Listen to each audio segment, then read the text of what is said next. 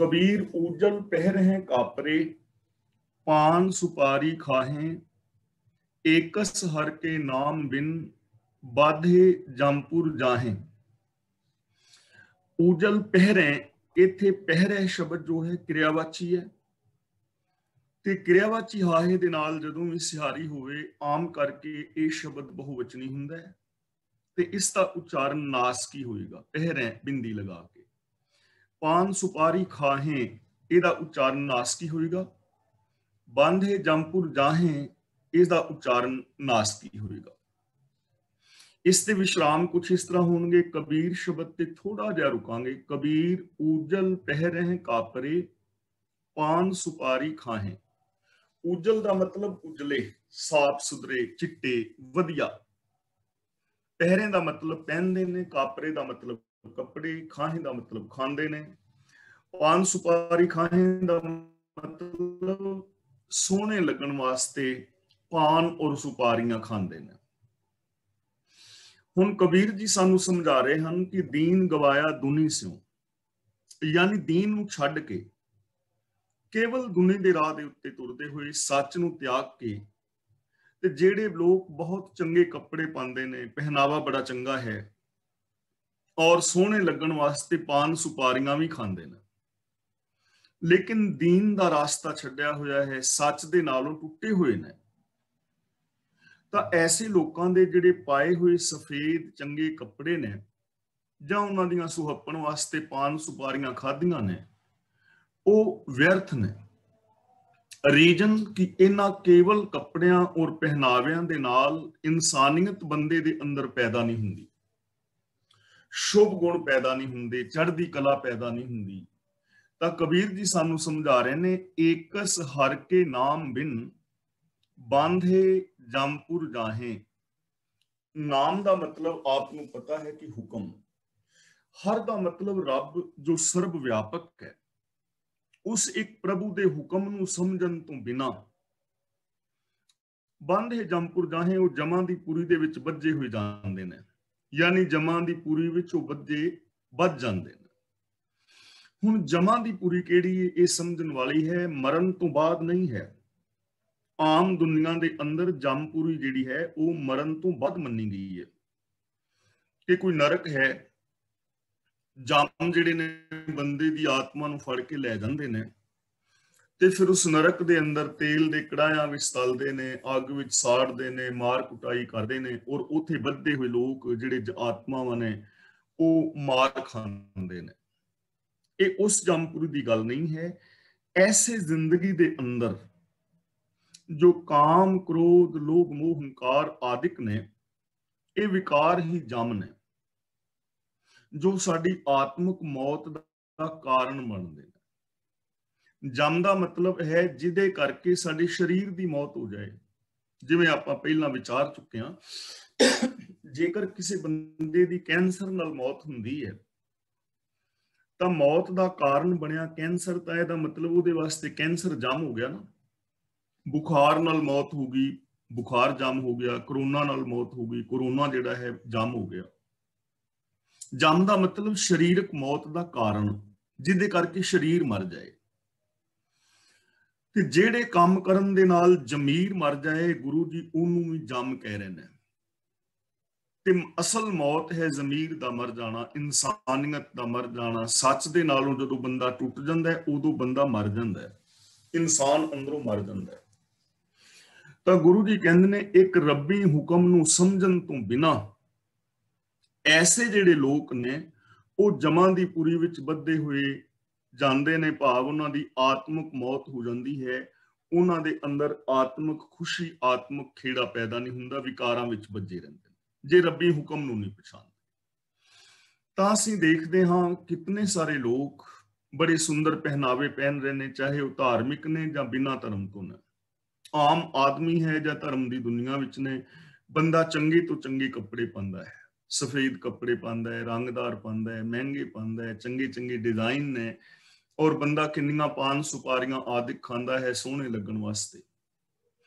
ਹੁਣ ਕੱਪੜੇ ਵੀ ਬੜੇ ਸੋਹਣੇ ਪਾਏ ਹੋਣ, ਹਾਰ ਸ਼ਿੰਗਾਰ ਵੀ ਬਹੁਤ ਚੰਗਾ ਕੀਤਾ ਹੋਵੇ, ਲੇਕਿਨ ਬੰਦੇ 'ਚ ਇਨਸਾਨੀਅਤ ਨਾ ਹੋਵੇ, ਉਹ ਕਰੈਕਟਰਲੈਸ ਹੋਵੇ, ਧੋਖੇਬਾਜ਼ ਹੋਵੇ, ਲੋਕਾਂ ਦੇ ਹੱਕ ਖਾਂਦਾ ਹੋਵੇ, ਚੋਰੀਆਂ ਬੇਈਮਾਨੀਆਂ ਕਰਦਾ ਹੋਵੇ, ਕਾਤਲ ਹੋਵੇ, ਤਾਂ ਕਿ ਉਹਦੇ ਮੇਕਅਪ ਕਰਕੇ ਜਾਂ ਉਹਦੇ ਸੋਹਣੇ ਕੱਪੜਿਆਂ ਕਰਕੇ, ਉਹਦੇ ਹਾਰ ਸ਼ਿੰਗਾਰ ਕਰਕੇ ਉਹਨੂੰ ਆਦਰ ਦਿੱਤਾ ਜਾ ਸਕਦਾ, ਜਾਂ ਐਸਾ ਬੰਦਾ ਸਮਾਜ ਦੇ ਅੰਦਰ ਸੁੱਖਾਂ ਦਾ ਕਾਰਨ ਬਣ ਸਕਦਾ ਹੈ?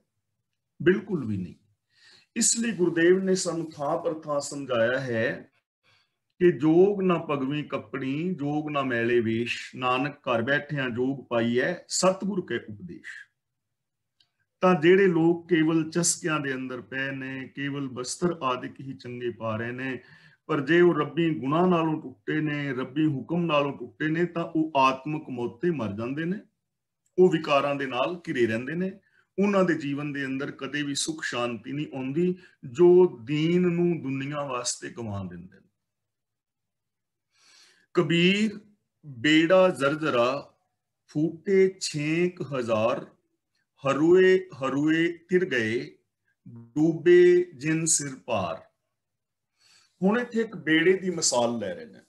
ਜਿਵੇਂ ਸਮੁੰਦਰ ਦੇ ਅੰਦਰ ਕੋਈ ਜਹਾਜ਼ ਹੋਵੇ, ਬੇੜਾ ਹੋਵੇ, ਤੇ ਹੋਵੇ ਪੁਰਾਣਾ ਜਰਜਰਾ, ਉਹਦਾ ਜਿਹੜਾ ਪੈਂਦਾ ਹੈ ਉਹ ਬਿਲਕੁਲ ਜੰਗਾਲਿਆ ਹੋਵੇ, ਲੱਕੜ ਉਹਦੀ ਖਸਤਾ ਹਾਲ ਹੋਵੇ, ਕਮਜ਼ੋਰ ਜਿਹਾ ਬੇੜਾ ਹੋਵੇ, ਤੇ ਉਹਦੇ ਵਿੱਚ ਵੀ ਛੇਕ ਹੋਏ ਹੋਣ, ਮੋਰੀਆਂ ਹੋਈਆਂ ਹੋਣ, ਤੇ ਉਸ ਬੇੜੇ ਦੇ ਉੱਤੇ ਕੋਈ ਚੱਲਣਾ ਚਾਹੇ ਤੇ ਆਖਿਰ ਉਹ ਜਰਜਰਾ ਬੇੜਾ ਡੁੱਬੇਗਾ। ਪਾਣੀ ਉਹਨਾਂ ਛੇਕਾਂ ਦੇ ਵਿੱਚੋਂ ਅੰਦਰ ਆਏਗਾ ਔਰ ਬੇੜਾ ਡੁੱਬ ਜਾਏਗਾ।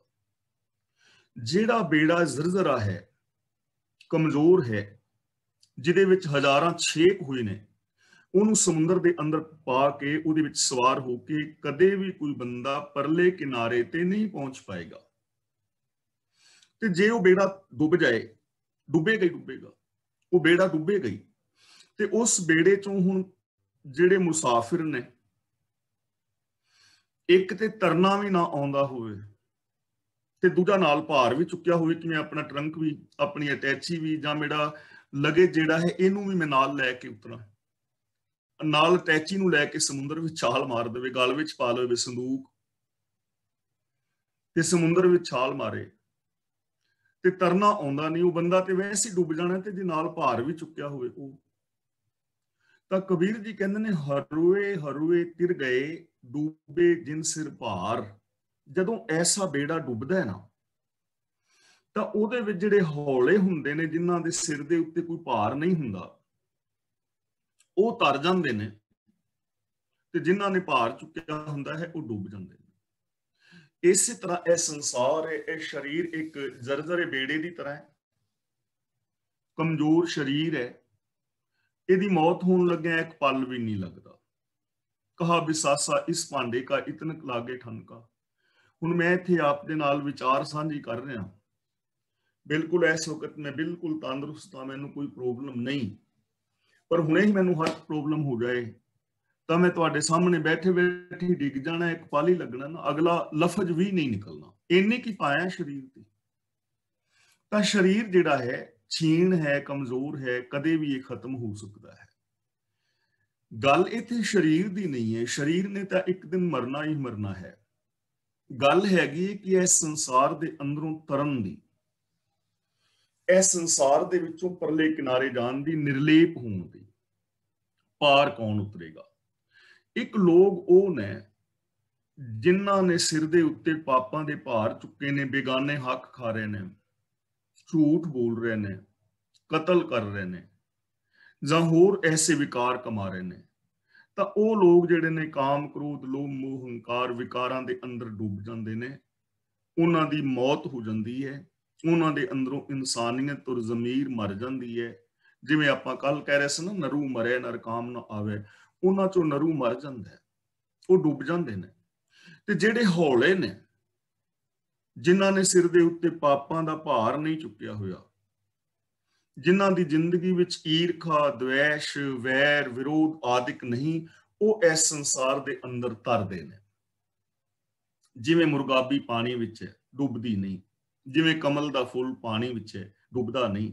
ਰਹਿੰਦੇ ਉਹ ਵੀ ਪਾਣੀ ਵਿੱਚ ਹੀ ਨੇ, ਸੰਸਾਰ ਵਿੱਚ ਹੀ ਰਹਿੰਦੇ ਨੇ, ਲੇਕਿਨ ਉਹ ਲੋਕ ਬਿਲਕੁਲ ਨਿਰਲੇਪ ਰਹਿੰਦੇ ਨੇ। ਉਹ ਵਿਕਾਰਾਂ ਦੇ ਸਾਗਰ ਵਿੱਚ ਨਹੀਂ ਡੁੱਬਦੇ, ਜਿਨ੍ਹਾਂ ਨੇ ਆਪਣੇ ਸਿਰ ਤੇ ਪਾਪਾਂ ਦੀਆਂ ਪੰਡਾਂ, ਹੰਕਾਰ ਦੀਆਂ ਪੰਡਾਂ ਨਹੀਂ ਚੁੱਕੀਆਂ ਹੋਈਆਂ। ਤੇ ਜਿਨ੍ਹਾਂ ਨੇ ਹੰਕਾਰ ਦੀ ਪੰਡ ਚੁੱਕੀ ਹੋਈ ਹੈ, ਪਾਪਾਂ ਦੀ ਪੰਡ ਚੁੱਕੀ ਹੋਈ ਹੈ, ਉਹ ਇਸ ਵਿਕਾਰਾਂ ਦੇ ਸਾਗਰ ਵਿੱਚ ਡੁੱਬ ਜਾਂਦੇ ਨੇ, ਚਿੰਤਾਵਾਂ ਦੇ ਸਾਗਰ ਵਿੱਚ ਡੁੱਬ ਜਾਂਦੇ ਨੇ। ਉਹਨਾਂ ਦੀ ਜ਼ਿੰਦਗੀ ਵਿੱਚ ਦੁੱਖ ਹੁੰਦੇ ਨੇ, ਔਰ ਉਹ ਇਕੱਲੇ ਆਪ ਹੀ ਨਹੀਂ ਡੁੱਬਦੇ, ਹੋਰ ਨਾਲ ਕਈਆਂ ਨੂੰ ਲੈ ਡੁੱਬਦੇ ਨੇ ਜਿਹੜੇ ਉਹਨਾਂ ਦੀ ਸੰਗਤ ਕਰਦੇ ਨੇ। ਤਾਂ ਸਾਨੂੰ ਇੱਥੇ ਜੋ ਜੀਣ ਵਾਸਤੇ ਸਿਧਾਂਤ ਦੇ ਰਹੇ ਨੇ, ਉਹ ਇਹ ਦੇ ਰਹੇ ਨੇ ਕਿ ਭਾਈ ਇਹ ਸੰਸਾਰ ਸਾਗਰ ਦੇ ਅੰਦਰ ਇਹ ਜਿਹੜਾ ਸਰੀਰ ਹੈ ਬੜਾ ਕਮਜ਼ੋਰ ਜਿਹਾ ਹੈ, ਭਾਵ ਕਿ ਇਹ ਸਰੀਰ ਤੋਂ ਕੰਮ ਲਓ, ਇਹ ਸਰੀਰ ਅੰਦਰ ਕਾਮ ਕ੍ਰੋਧ ਦੇ ਮੰਗੋਰੇ ਨਾ ਬਣਾਓ, ਸਗੋਂ ਹਲਕੇ ਫੁੱਲ ਰਹਿ ਕੇ ਜੀਓ, ਸਤ ਸੰਤੋਖ ਦਇਆ ਧਰਮ ਦੇ ਧਾਰਨੀ ਹੋਵੋ, ਔਰ ਆਪਣੀਆਂ ਲੋੜਾਂ ਨੂੰ ਸੀਮਤ ਕਰੋ। ਆਸਾ ਤ੍ਰਿਸ਼ਨਾ ਜਾਂ ਹੰਕਾਰ ਜਾਂ ਪਾਪਾਂ ਦੀਆਂ ਪੰਡਾਂ ਸਿਰ ਤੇ ਨਾ ਚੁੱਕੋ। ਇਸ ਸੰਸਾਰ ਦੇ ਅੰਦਰ ਫਿਰ ਤੁਸੀਂ ਸੁਖੀ ਔਰ ਸ਼ਾਂਤ ਰਹਿ ਸਕੋਗੇ।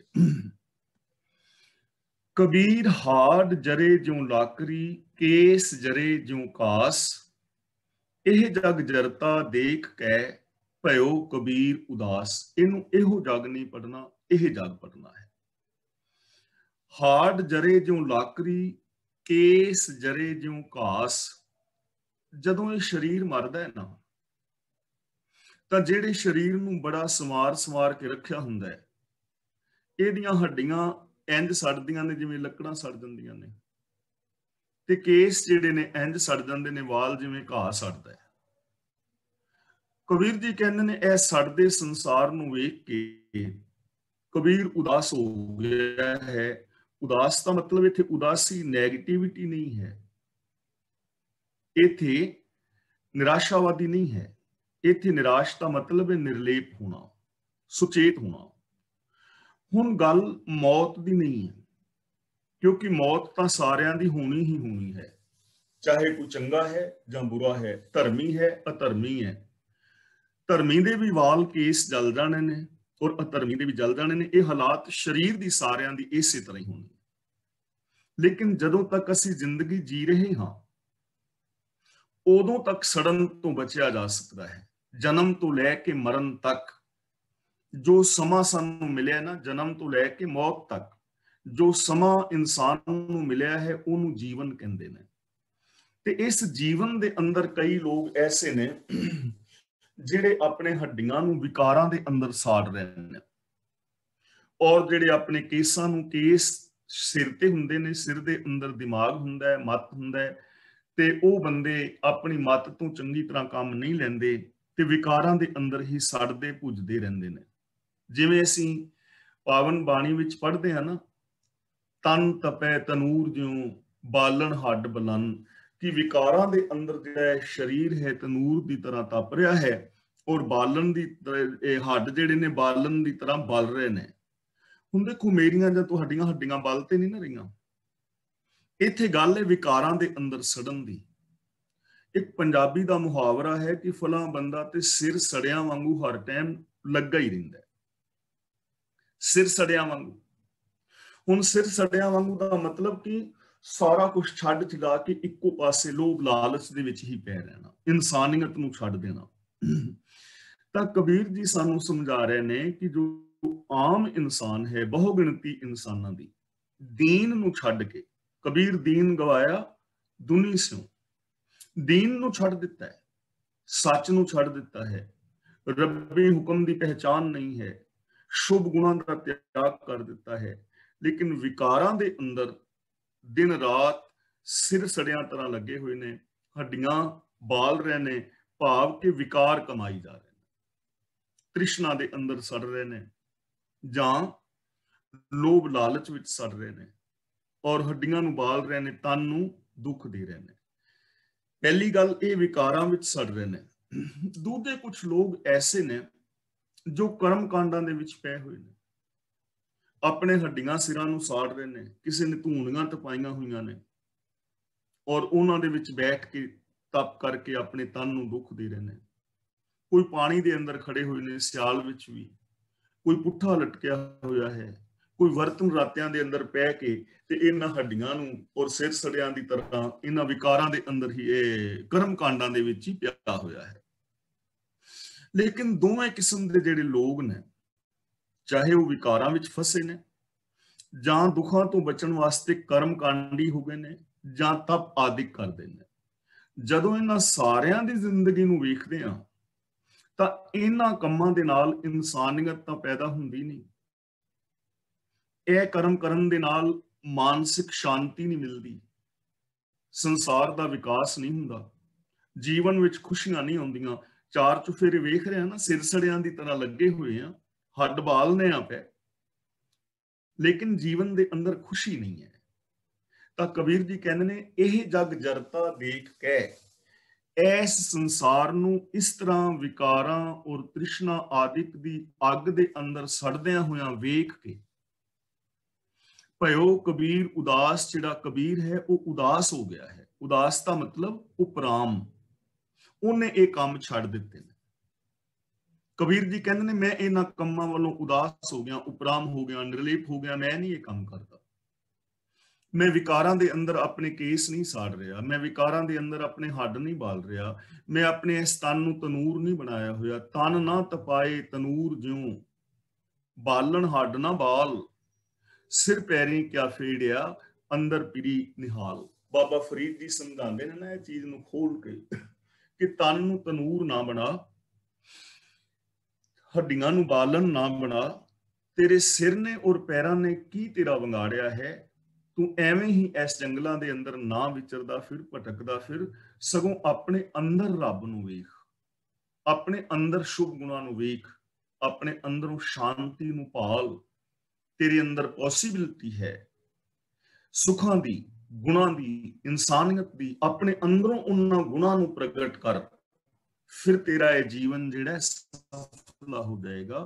ਤਾਂ ਭਗਤ ਕਬੀਰ ਜੀ ਸਾਨੂੰ ਇੱਥੇ ਸਮਝਾ ਰਹੇ ਨੇ ਕਿ ਦੀਨ ਨੂੰ ਛੱਡ ਕੇ ਕੇਵਲ ਦੁਨੀ ਦੇ ਪਿੱਛੇ ਵਿਕਾਰਾਂ ਦੇ ਅੰਦਰ ਲੋਕਾਂ ਨੂੰ ਸੜਦਿਆਂ ਹੋਇਆਂ ਤੱਕ ਕੇ ਕਬੀਰ ਜੀ ਕਹਿੰਦੇ ਨੇ ਮੈਂ ਉਪਰਾਮ ਹੋ ਗਿਆ ਹਾਂ, ਮੈਂ ਇਹਨਾਂ ਵਿਕਾਰਾਂ ਦਾ ਤਿਆਗ ਕਰ ਦਿੱਤਾ ਹੈ ਔਰ ਮੈਂ ਸ਼ੁਭ ਗੁਣਾਂ ਦੇ ਨਾਲ ਜੁੜ ਗਿਆ। ਤਾਂ ਅਸੀਂ ਵੀ ਜਾਂ ਹੋਰ ਕੋਈ ਵੀ ਇਨਸਾਨ ਜੋ ਜ਼ਿੰਦਗੀ ਦੇ ਅੰਦਰ ਸੁੱਖ ਔਰ ਸ਼ਾਂਤੀ ਚਾਹੁੰਦਾ ਹੈ, ਉਹਨੂੰ ਆਪਣਾ ਜੀਵਨ ਇਹਨਾਂ ਵਿਕਾਰਾਂ ਦੇ ਵਿੱਚ ਨਹੀਂ ਬਾਲਣਾ ਚਾਹੀਦਾ। ਉਹਨੂੰ ਆਸਾ ਤ੍ਰਿਸ਼ਨਾ ਦਾ ਤਿਆਗ ਕਰਨਾ ਚਾਹੀਦਾ ਹੈ। ਉਹਨੂੰ ਸਿਰ ਤੇ ਪਾਪਾਂ ਦੀਆਂ ਪੰਡਾਂ ਨਹੀਂ ਚੁੱਕਣੀਆਂ ਚਾਹੀਦੀਆਂ ਔਰ ਆਪਣੇ ਹੱਡ ਇਹਨਾਂ ਵਿਕਾਰਾਂ ਵਿੱਚ ਨਾ ਬਾਲ ਕੇ ਸਗੋਂ ਰੱਬੀ ਰਜ਼ਾ ਮੁਤਾਬਕ ਜ਼ਿੰਦਗੀ ਜੀ ਕੇ ਸੁਖ ਸ਼ਾਂਤੀ ਮਾਨਣੀ ਚਾਹੀਦੀ ਹੈ। ਅਗਲਾ ਬਚਨ ਕਰਦੇ ਨੇ ਕਬੀਰ, ਗਰਬ ਨਾ ਕੀਜੀਐ ਚਾਮ ਲਪੇਟੇ ਹਾੜ, ਹੈਵਰ ਉਪਰ ਛਤਰ ਤਰ ਤੇ ਫੁਨ ਧਰਨੀ ਗਾੜ। ਜੋ ਦੂਜੀ ਪੰਕਤੀ ਹੈ ਉਸ ਤੇ ਵਿਸ਼ਰਾਮ ਇੱਥੇ ਹੋਣਗੇ। ਹੈਵਰ ਉਪਰ ਛਤਰ ਤਰ ਤੇ ਫੁਨ ਧਰਨੀ ਗਾੜ, ਇਹਨੂੰ ਛਤਰ ਨਹੀਂ ਪੜਾਂਗੇ, ਤੱਤੇ ਦੇ ਪੈਰ ਥੱਲੇ ਅੱਧਾ ਰਾਰਾ ਹੈ, ਛਤਰ ਤਰ ਕਰਕੇ ਬੋਲਾਂਗੇ, ਛਤਰ। ਤਾਂ ਕਬੀਰ ਜੀ ਸਾਨੂੰ ਸਮਝਾ ਰਹੇ ਨੇ ਕਿ ਹੰਕਾਰ ਨਹੀਂ ਕਰਨਾ ਚਾਹੀਦਾ। ਕਬੀਰ ਗਰਬ ਨਾ ਕੀਜੀਏ, ਹੰਕਾਰ ਨਹੀਂ ਕਰਨਾ ਚਾਹੀਦਾ। ਚਾਮ ਲਪੇਟੇ ਹਾੜ, ਹੱਡੀਆਂ ਦੇ ਉੱਤੇ ਚਾਮ ਲਪੇਟਿਆ ਹੋਇਆ ਨਾ। ਹੁਣ ਦੇਖੋ ਜੇ ਕੋਈ ਬੰਦਾ ਖਲ ਲੈ ਕੇ ਕਿਸੇ ਮਰੇ ਪਸ਼ੂ ਦੀ ਤੇ ਉਹਦੇ ਵਿੱਚ ਹੱਡੋ ਰੋੜੀ ਦੇ ਵਿੱਚੋਂ ਹੱਡੀਆਂ ਚੁੱਕ ਲਿਆਵੇ, 10-20 ਕਿਲੋ ਹੱਡੀਆਂ, ਤੇ ਉਹ ਚੰਮ ਦੇ ਅੰਦਰ ਲਪੇਟ ਕੇ ਤੇ ਸਿਰ ਤੇ ਚੁੱਕੀ ਫਿਰੇ ਤੇ ਮਾਣ ਕਰੇ ਕਿ ਮੇਰੇ ਵਰਗਾ ਇਸ ਦੁਨੀਆ 'ਚ ਕੋਈ ਨਹੀਂ, ਕਿਉਂਕਿ ਮੈਂ ਚੰਮ ਦੇ ਵਿੱਚ 15 ਕਿਲੋ 20 ਕਿਲੋ ਹੱਡੀਆਂ ਲਈ ਫਿਰਨਾ। ਤਾਂ ਉਹਨੂੰ ਕਿੰਨਾ ਕੁ ਸਿਆਣਾ ਸਮਝੋਗੇ ਕਿ ਚਮੜੇ ਦੇ ਅੰਦਰ ਹੱਡੋ ਰੋੜੇ ਤੋਂ ਹੱਡੀਆਂ ਚੁੱਕ ਕੇ ਸਿਰ ਤੇ ਧਰ ਕੇ ਤੇ ਬੰਦਾ ਕਹੇ ਮੈਂ ਦੁਨੀਆ ਦਾ ਅਮੀਰ ਬੰਦਾ ਹਾਂ, ਬੜਾ ਮਹਾਨ ਬੰਦਾ ਹਾਂ, ਮੇਰੇ ਕੋਲ ਬੜੀ ਕੀਮਤੀ ਸ਼ੈ ਹੈ, ਮੈਂ ਸਿਰ ਦੇ ਉੱਤੇ 20 ਕਿਲੋ ਹੱਡੀਆਂ ਚੁੱਕੀ ਫਿਰਨਾ। ਕਿੰਨਾ ਕੁ ਨੂੰ ਸਿਆਣਾ ਕਹੋਗੇ? ਤਾਂ ਕਬੀਰ ਜੀ ਕਹਿੰਦੇ ਨੇ ਪਿਆਰਿਆ, ਤੇਰੀਆਂ ਹੱਡੀਆਂ ਦੇ ਉੱਤੇ ਚੰਮ ਹੀ ਤੇ ਲਪੇਟਿਆ ਹੈ, ਸਰੀਰ ਹੋਰ ਕੀ ਹੈ? ਸਾਡੀਆਂ ਹੱਡੀਆਂ ਉੱਤੇ ਚੰਮ ਹੀ ਤੇ ਲਿਪਟਿਆ। ਤਾਂ ਕਬੀਰ ਜੀ ਕਹਿੰਦੇ ਨੇ ਹੱਡੀਆਂ ਦੀ ਮੁੱਠ ਦੇ ਉੱਤੇ ਚੰਮ ਲਪੇਟਿਆ ਹੋਇਆ ਹੈ, ਇਹ ਤੇਰੇ ਸਰੀਰ ਦੀ ਪਾਇਆ ਹੈ, ਤਾਂ ਇਹਦੇ ਤੇ ਹੰਕਾਰ ਕਿਉਂ ਕਰਨਾ? ਯਾਨੀ ਸੁੰਦਰਤਾ ਦਾ ਮਾਣ ਨਾ ਕਰੋ, ਸੁੰਦਰਤਾ ਦਾ ਹੰਕਾਰ ਨਾ ਕਰੋ। ਇਹ ਸਰੀਰ ਨੇ ਇੱਕ ਦਿਨ ਨਾਸ਼ ਹੋ ਜਾਣਾ ਹੈ, ਇਹਦਾ ਮਤਲਬ ਇਹ ਨਹੀਂ ਕਿ ਸਰੀਰ ਨੂੰ ਸੰਭਾਲੋ ਹੀ ਨਾ ਜਾਂ ਸੋਹਣਾ ਹੋਣਾ ਕੋਈ ਪਾਪ ਹੈ। ਗੱਲ ਇਹ ਨਹੀਂ ਹੈ। ਗੱਲ ਹੈ ਕਿ ਸਰੀਰ ਦਾ ਹੰਕਾਰ ਨਾ ਕਰੋ ਸਰੀਰ ਦੇ ਹੁੰਦਿਆਂ। ਜਿੱਥੋਂ ਤੱਕ ਸਰੀਰ ਦੀ ਗੱਲ ਹੈ, ਗੁਰੂ ਜੀ ਨੇ ਪਾਵਨ ਬਾਣੀ ਵਿੱਚ ਬਚਨ ਕੀਤਾ ਹੈ, ਨਾਨਕ ਸੋ ਪ੍ਰਭ ਸਿਮਰਿਐ ਤਿਸ ਦੇਹੀ ਕੋ ਪਾਲ, ਕਿ ਇਹ ਦੇਹੀ ਦੀ ਪਾਲਣਾ ਪੋਸ਼ਣਾ ਕਰੋ, ਇਹਨੂੰ ਚੰਗੀ ਖੁਰਾਕ ਦਿਓ, ਇਹਨੂੰ ਰੋਗਾਂ ਤੋਂ ਮੁਕਤ ਰੱਖੋ, ਇਹਦੇ ਅੰਦਰ ਤਾਕਤ ਹੋਵੇ, ਤਾਕਤਵਰ ਬਣੋ, ਤੇ ਰੱਬੀ ਗੁਣਾ ਵਾਸਤੇ ਇਹ ਸਰੀਰ ਨੂੰ ਵਰਤੋ। ਕਰ ਇਸ਼ਨਾਨ ਸਿਮਰ ਪ੍ਰਭ ਆਪਣਾ, ਮਨ ਤਨ ਭੈ ਅਰੋਗਾ, यानी तन और मन करके अरोग होवो। जे अरोग होवांगे, शरीर नूं चंगी खुराक देंगे, ਇਹਦੇ ਤੋਂ ਕੰਮ ਲਵਾਂਗੇ, ਸਹੀ ਕਸਰਤ ਆਦਿ ਕਰਾਂਗੇ, ਮਿਹਨਤ ਕਰਾਂਗੇ, ਸਰੀਰ ਤੰਦਰੁਸਤ ਰਹੇਗਾ। ਲੇਕਿਨ ਤੰਦਰੁਸਤ ਔਰ ਸੋਹਣੇ ਸਰੀਰ ਦੇ ਨਾਲ ਕਰਨਾ ਕੀ ਹੈ? ਕੁਝ ਲੋਕ ਪਾਪ ਕਮਾ ਰਹੇ ਨੇ, ਅਪਰਾਧ ਕਰ ਰਹੇ ਨੇ, ਆਪਣੇ ਆਪ ਨੂੰ ਸੋਹਣਾ ਸਮਝ ਕੇ ਦੂਜੇ ਲੋਕਾਂ ਨੂੰ ਨੀਵਾਂ ਵਿਖਾ ਰਹੇ ਨੇ। ਗੁਰੂ ਜੀ ਕਹਿੰਦੇ ਨੇ ਇਹ ਕੰਮ ਨਾ ਕਰੋ, ਹੰਕਾਰ ਨਾ ਕਰੋ, ਕਿਉਂਕਿ ਅਹੰਕਾਰ ਸਾਰੀ ਬਿਮਾਰੀਆਂ ਦੀ ਜੜ ਹੈ, ਹਉਮੈ ਦੀਰਘ ਰੋਗ ਹੈ। ਜਿੱਥੇ ਹਉਮੈ ਆ ਜਾਏਗੀ ਉੱਥੇ ਨਾਮ ਰੱਬੀ ਗੁਣ ਨਹੀਂ ਵਸਣਗੇ। ਹਉਮੈ ਹਨੇਰਾ ਹੈ, ਜਿੱਥੇ ਹਨੇਰਾ ਆ ਜਾਏਗਾ ਉੱਥੇ ਚਾਨਣ ਨੇ ਨਹੀਂ ਰਹਿਣਾ। ਤਾਂ ਇਸ ਲਈ ਗੁਰੂ ਜੀ ਸਾਨੂੰ ਸਮਝਾ ਰਹੇ ਨੇ ਕਿ ਹੱਡੀਆਂ ਦੀ ਮੁੱਠ ਦੇ ਉੱਤੇ ਚਮੜੀ ਵਲੇਟੀ ਹੋਈ ਹੈ, ਤਾਂ ਆਪਣੀ ਸਰੀਰਕ ਸੁੰਦਰਤਾ ਦਾ ਮਾਣ ਨਾ ਕਰੋ, ਹੰਕਾਰ ਨਾ ਕਰੋ। ਜੇ ਨੈਣ ਨਕ ਸੋਹਣੇ ਨੇ, ਤੁਸੀਂ ਜਵਾਨ ਹੋ, ਤਾਂ ਜੇ ਕੋਈ ਬਜ਼ੁਰਗ ਹੈ ਤਾਂ ਉਹਦੀ ਨਿਰਾਦਰੀ ਨਾ ਕਰੋ। ਜੇ ਕਿਸੇ ਦੇ ਨੈਣ ਨਕਸ਼ ਚੰਗੇ ਨਹੀਂ ਹੈ, ਜਿਹੜੇ ਤੁਹਾਨੂੰ ਚੰਗੇ ਨਹੀਂ ਲੱਗਦੇ, ਤਾਂ ਉਹਦੀ ਨਿਰਾਦਰੀ ਨਾ ਕਰੋ, ਹੰਕਾਰ ਨਾ ਕਰੋ। ਅੱਗੇ ਸਮਝਾ ਰਹੇ ਨੇ, ਦੇਖੋ, ਹੈਵਰ ਉੱਪਰ, ਹੈਵਰ ਦਾ ਮਤਲਬ ਚੁਣਵੇਂ ਵਧੀਆ ਘੋੜੇ, ਹੈ ਵਰ ਸੋਹਣੇ ਘੋੜੇ, ਛਤਰ ਤਰ, ਤਰ ਦਾ ਮਤਲਬ ਥੱਲੇ, ਜਿਨ੍ਹਾਂ ਦੇ ਥੱਲੇ ਬੜੇ ਸੋਹਣੇ ਘੋੜੇ ਸਨ ਔਰ ਜਿਨ੍ਹਾਂ ਦੇ ਸਿਰ ਦੇ ਉੱਤੇ ਬੜੇ ਛਤਰ ਝੂਲਦੇ ਸਨ। ਹੈਵਰ ਉੱਪਰ ਛਤਰ ਤਰ, ਤੇਫੁਨ ਧਰਨੀ ਗਾੜ, ਤੇਫੁਨ ਦਾ ਮਤਲਬ ਫਿਰ ਉਹ ਮਨੁੱਖ ਵੀ, ਧਰਨੀ ਦਾ ਮਤਲਬ ਮਿੱਟੀ ਵਿੱਚ, ਗਾੜ ਦਾ ਮਤਲਬ ਗੱਡ ਦਿੱਤੇ ਜਾਂਦੇ ਨੇ, ਰਲ ਜਾਂਦੇ ਨੇ, ਮਿਲ ਜਾਂਦੇ। ਇਹ ਸਰੀਰ ਦਾ ਅਹੰਕਾਰ ਕਰਦੇ ਉਹ ਬੰਦੇ ਵੀ ਅੰਤ ਨੂੰ ਮਿੱਟੀ ਵਿੱਚ ਜਾ ਰਲੇ, ਜੋ ਵਧੀਆ ਘੋੜਿਆਂ ਉੱਤੇ ਸਵਾਰ ਹੁੰਦੇ ਸਨ ਤੇ ਜੋ ਝੂਲਦੇ ਛਤਰਾਂ ਹੇਠਾਂ ਬੈਠਦੇ ਸਨ, ਜਿਨ੍ਹਾਂ ਦੇ ਸਿਰ ਤੇ ਛਤਰ ਝੂਲਦੇ ਸਨ, ਝੂਲਦੇ ਹੋਏ ਛਤਰਾਂ ਥੱਲੇ ਜੋ ਬਹਿੰਦੇ ਸਨ ਔਰ ਸੋਹਣੇ ਘੋੜਿਆਂ ਦੀ ਸਵਾਰੀ ਕਰਦੇ ਸਨ, ਬੜੇ ਅਮੀਰ ਸਨ, ਸਿਰ ਤੇ ਛਤਰ ਝੂਲਦੇ ਸਨ, ਬੜੇ ਸੁੰਦਰ ਸਨ, ਬੜਾ ਮਾਣ ਸੀ, ਬੜਾ ਹੰਕਾਰ ਸੀ, ਬੜੀ ਪ੍ਰੋਪਰਟੀ ਸੀ। ਅਖੀਰ ਉਹ ਵੀ ਮਿੱਟੀ ਵਿੱਚ ਜਾ ਰਲੇ। ਇੱਥੇ ਸਿਕੰਦਰ ਵਰਗੇ ਹੋ ਗਏ, ਇੱਥੇ ਕਾਰੂ ਵਰਗੇ ਹੋ ਗਏ, ਇੱਥੇ ਹਿਟਲਰ ਵਰਗੇ ਹੋ ਗਏ, ਔਰੰਗਜ਼ੇਬ ਵਰਗੇ ਹੋ ਗਏ, ਇੱਥੇ ਕੌਰਵ ਪਾਂਡਵਾਂ ਵਰਗੇ ਹੋ ਗਏ। ਕੋਈ ਬਚਿਆ ਇਸ ਦੁਨੀਆ ਤੇ? ਤਾਂ ਇਹਦਾ ਮਤਲਬ ਇਹ ਨਹੀਂ ਕਿ ਨਿਰਾਸ਼ਾਵਾਦੀ ਬਣਾਇਆ ਜਾ ਰਿਹਾ ਹੈ, ਸਗੋਂ ਆਸ਼ਾਵਾਦੀ ਬਣਾ ਰਹੇ ਨੇ ਕਿ ਹੰਕਾਰ ਕਰਨ ਦੀ ਬਜਾਏ, ਇਹ ਸਰੀਰ ਤੋਂ ਮਾੜੇ ਕੰਮ ਲੈਣ ਦੀ ਬਜਾਏ, ਸਰੀਰ ਦੇ ਹੁੰਦਿਆਂ ਚੰਗੇ ਕਰਮ ਕਰੋ, ਸੋਚ ਨੂੰ ਵਿਸ਼ਾਲ ਬਣਾਓ, ਨਿਮਰਤਾ ਦੇ ਵਿੱਚ ਰਹੋ, ਦੂਜਿਆਂ ਦੀਆਂ ਭਾਵਨਾਵਾਂ ਦੀ ਕਦਰ ਕਰੋ, ਕਿਉਂਕਿ ਇਹ ਸਰੀਰ ਨੇ ਸਦਾ ਨਹੀਂ ਰਹਿਣਾ। ਅੱਜ ਹੈ, ਕੱਲ ਨਹੀਂ ਰਹਿਣਾ। ਅੱਜ ਤੁਸੀਂ ਜਵਾਨ ਹੋ, ਕੱਲ ਨੂੰ ਤੁਸੀਂ ਬੁੱਢੇ ਹੋ ਜਾਣਾ। ਅੱਜ ਜਿਹੜੀਆਂ ਤੁਹਾਡੀਆਂ ਅੱਖਾਂ ਨੇ ਸੰਸਾਰ ਨੂੰ ਮੋਹਿਆ ਹੋਇਆ ਨਾ, ਇਹਨਾਂ ਨੇ ਕੱਲ ਨੂੰ ਅੰਦਰ ਵੜ ਜਾਣਾ ਹੈ।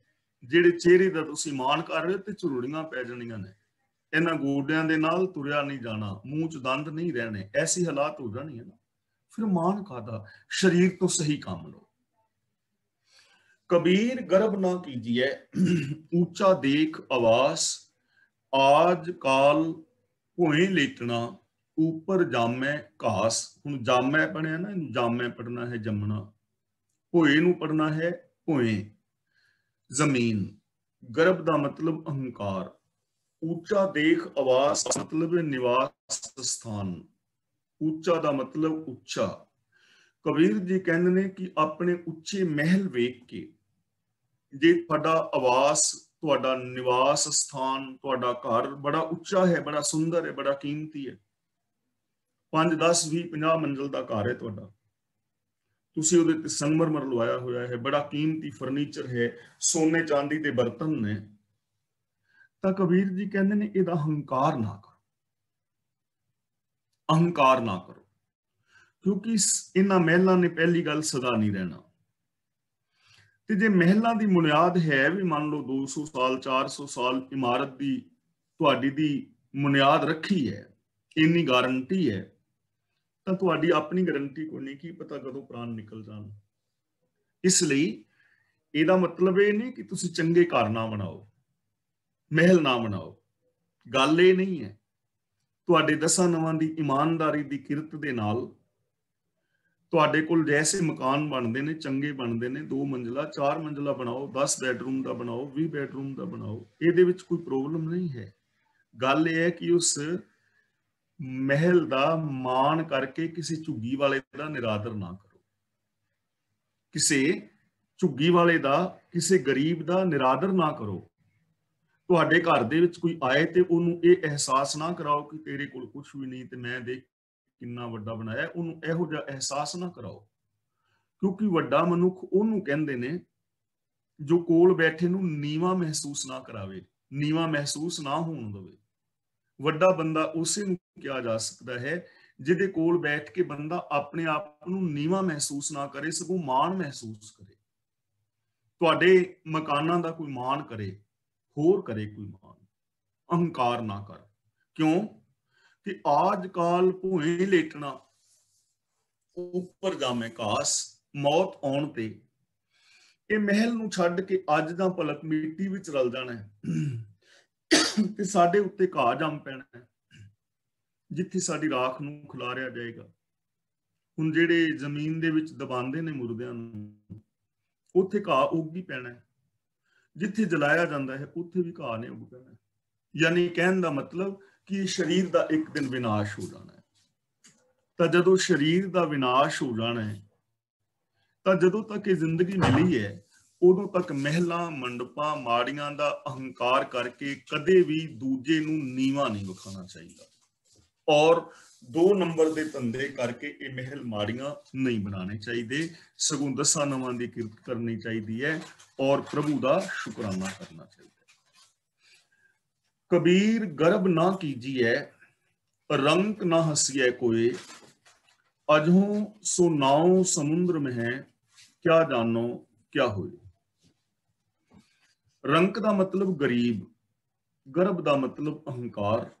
ਕਬੀਰ ਜੀ ਕਹਿੰਦੇ ਨੇ ਕਿ ਜੇ ਤੂੰ ਧਨਵਾਨ ਹੈ, ਤੇਰੇ ਕੋਲ ਧਨ ਪਦਾਰਥ ਨੇ, ਬੈਂਕ ਬੈਲੈਂਸ ਵੱਡਾ ਹੈ, ਮਕਾਨ ਤੇਰੇ ਕੋਲ ਕੀਮਤੀ ਹੈ, ਤੇਰੇ ਕੋਲ ਸੋਨਾ ਚਾਂਦੀ ਹੈ ਜਾਂ ਪ੍ਰਾਪਰਟੀ ਹੈ, ਤਾਂ ਉਹ ਤੇਰੀ ਹੈ।